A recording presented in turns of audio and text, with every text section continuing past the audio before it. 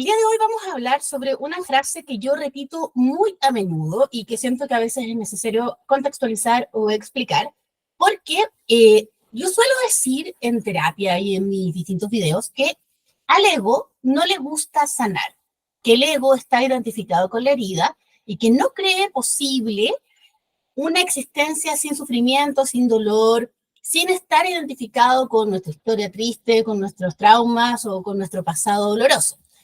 Ahora, esto es algo que tiene que ver con la formación del ego. Entonces, para poder explicar esta frase, tengo que ir un poquito más atrás. ¿Cuándo surge el ego y qué vamos a entender por ego? Porque yo sé que desde distintos enfoques y distintos paradigmas hay muchas miradas, pero básicamente nos vamos a referir a lo mismo.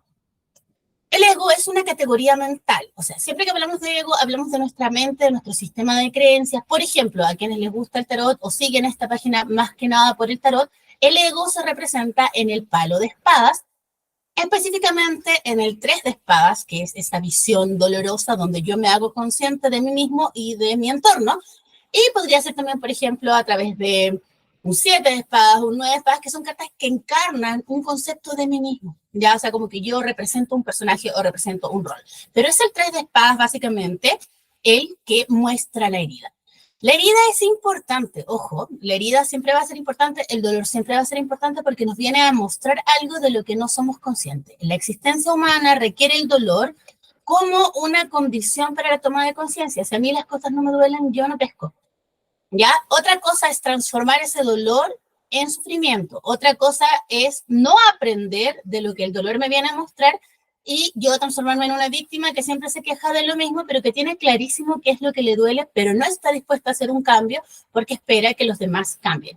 Por eso este tema es muy pertinente también en sanación, porque llegan muchas personas quejándose de mi mamá, de mi papá, de mi pareja, de mis hijos, de mi jefe, de mi trabajo, de la vida, cuando los que tienen que estar dispuestos a hacer un cambio son ellos mismos.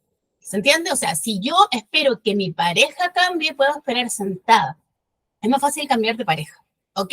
Si yo espero que mis papás, que quizás están hasta muertos, me vengan a pedir perdón, puedo esperar sentada hasta el día del juicio final si eres cristiana y crees en eso. Hay otras técnicas que nos permiten abordar la herida, integrar, resolver y dejar de identificarnos con el ego y comenzar a identificarnos con el ser, que es el aspecto más verdadero, esencial, qué sé yo, espiritual, si tú quieres hablar en esos términos, de nuestra existencia.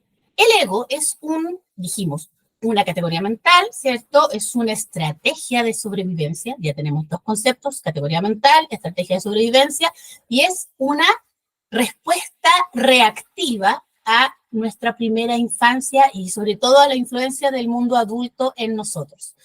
El niño cuando nace no tiene lenguaje, por ende, lenguaje hablado, tiene otro tipo de formas de comunicarse, el llanto, gestos, ruidos, pero no tiene lenguaje hablado. Por ende, no existe todavía el ego, porque el ego se forma en el pensamiento y para pensar yo necesito palabras, ¿se entiende? Por eso cuando tratamos de recordar lo que nos pasó antes de los 2 años, tenemos sensaciones, imágenes, pero no podemos tener un relato. Y si tenemos un relato, seguramente es el relato que alguien nos contó. No, es que cuando tenía 6 meses pasó esto, pero es imposible que tú lo recuerdes con palabras. Quizás si tú te sometieras, por ejemplo, a una regresión, lo recordarías como imágenes, como si fuera un sueño. Me caí, lloré, me dolió, había tal persona, pero no son tus palabras. Ese relato no lo puedes hacer porque aún no surge en tu etapa de desarrollo el desarrollo del lenguaje. A partir del desarrollo del lenguaje cambia la escena, porque antes de ese momento todo pasa a través del cuerpo. El cuerpo es el que vive la experiencia, los sentidos están experimentando qué se siente tener un cuerpo, tener carne, tener piel, tener ojos. Los sentidos son nuestra primera forma de conocimiento, porque yo estoy percibiendo la realidad a través de mi tacto, de mi olfato, de mis ojos, de mi gusto.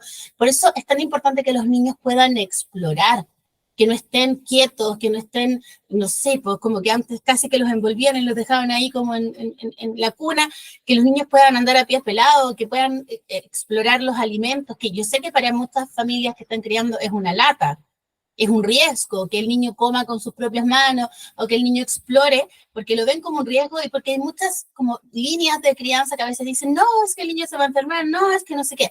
Por ejemplo, yo he visto muchas mamás que crían con crianza fisiológica, que una de las características más importantes es que los niños también usan sus pies para, qué sé yo, tomar cosas, para moverse, que pueden andar a pies pelados, porque hay una mirada de que están conectando, enraizándose, haciendo tierra.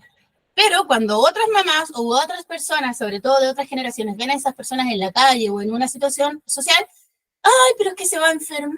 ¿Te fijas cómo la palabra es un mandato, cómo la palabra puede maldecir, cómo tú estás asumiendo que porque el niño está pie pelado, no estás preguntándole a la mamá, oye, ¿por qué el niño anda pie pelado? ¿Es una forma particular de crianza? No, estás imponiendo tu sistema de creencias y determinando a un ser en formación y a una madre a una consecuencia nefasta. Es lo mismo que si yo estornudara porque hubo un cambio de temperatura o porque sentía algo químico. A mí, por ejemplo, a veces me hacen estornudar los perfumes. No significa que me voy a resfriar, pero mucha gente dice, ay, que estoy resfriando, y eso es un mandato a nuestro inconsciente, como que la palabra tiene un peso. Entonces, ojo ahí. Cuando somos pequeños no podemos expresar lo que nos pasa, solo podemos llorar, solo podemos quizás como quejarnos, solo vamos a desarrollar quizás algún síntoma, fiebre, dolor de estómago, cólico, diarrea, que son las formas en que el cuerpo se expresa. Acuérdate que el cuerpo no se expresa en un lenguaje hablado, el cuerpo se expresa en un lenguaje simbólico, metafórico. Por eso los síntomas hay que siempre interpretarlos, ver qué me viene a decir, qué me está comunicando, qué es lo que está pasando.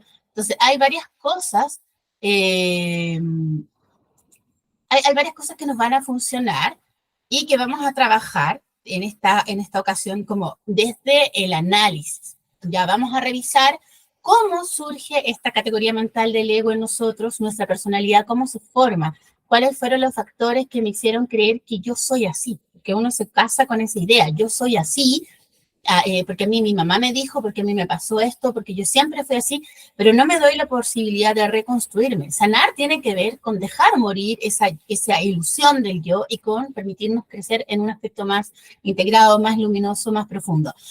El ego no solo es malo, ya, porque hay que matar el ego, no, el ego nos permite sobrevivir, o sea que es un gran aliado, porque cuando tú eres niño, tú estás sumamente expuesto a todo.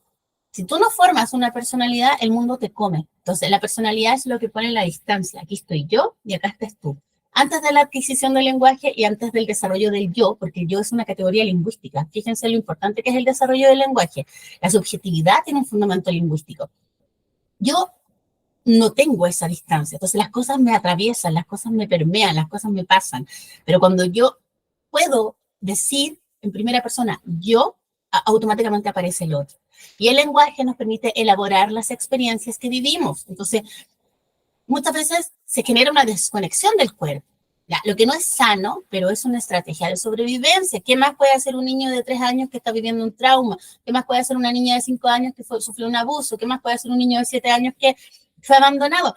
La información va a quedar en el cuerpo, porque ese trauma se va a vivir en términos somáticos, corporales, emocionales, pero el lenguaje va a seguir construyéndote una realidad y un yo y te vas a disociar quizás porque en ese momento no tienes las herramientas para procesar lo que te está pasando. Cuando seas adulto, cuando tu cuerpo y tu inconsciente empiezan a dar señales, vas a tener que trabajar en ti mismo. Y ahí es donde el ego nos juega una mala pasada porque está tan identificado con esa historia que se contó, con ese relato, con esa versión de sí mismo, que no cree que sea posible otra historia. Y ahí nos sabotea los procesos terapéuticos, ahí sabotea nuestras relaciones, ahí nos limita, ahí nos condiciona. Sin embargo, podemos trabajar en esa reconstrucción o reformulación de tu identidad. Esto es básico en cualquier tipo de terapia, ya sea la terapia tradicional, hablada, cuénteme qué le pasó, o si vamos a trabajar desde el enfoque energético, desde lo ancestral, desde cualquier línea no tradicional, por decirlo así, tenemos esta posibilidad de reformular la identidad de nuestros pacientes, integrando lo que estaba negado, lo que estaba reprimido, integrando luz y sombra, integrando eventos que quizás negamos y que quedaron ahí olvidados, relacionados, por ejemplo, con nuestra gestación, con nuestro parto, con nuestra primera infancia, con traumas vividos, con dolores emocionales, al integrar eso, el concepto de ti mismo se reformula. Pero antes de llegar a ese punto en una terapia o en una conversación o en cualquier formato, el ego va a poner muchas trabas. El ego te va a tratar de persuadir de para qué, que al ego no le gusta salir de la zona de confort, pero es por miedo, porque le costó tanto construirse una zona de confort donde siente que tiene un poquito de control, lo que es mentira, pero lo siente, que salir de eso, y eso lo vamos a ver a nivel individual, a nivel social, a nivel colectivo. De repente, a nivel social se ofrecen grandes cambios maravillosos, y como sociedad los saboteamos porque no creemos que sea posible una sociedad más justa, una sociedad más inclusiva, más amorosa, y nos quedamos en lo conocido. Va a pasar a nivel de relaciones, donde tú sabes que lo que estás viviendo no es sano, pero estás tan acostumbrada, estás tan identificada con el daño, con la violencia, con la herida, que no te sientes capaz de generar un cambio y no logras visualizar esa posibilidad como algo distinto. Les dejo estos conceptos porque desde aquí vamos a estar trabajando toda la semana en cuáles son los mayores autosabotajes que nuestros pacientes y alumnos, porque yo me he dado cuenta que los alumnos también se sabotean, y que nosotros como terapeutas también podemos desarrollar, ojo, porque todos tenemos un ego cuando somos pacientes, cuando somos pareja, cuando somos padres, cuando somos estudiantes, vamos a estar ahí lidiando con la zona de confort, con las creencias limitantes versus esta parte de nosotros que se quiere abrir, se quiere expandir y se quiere identificar con el ser.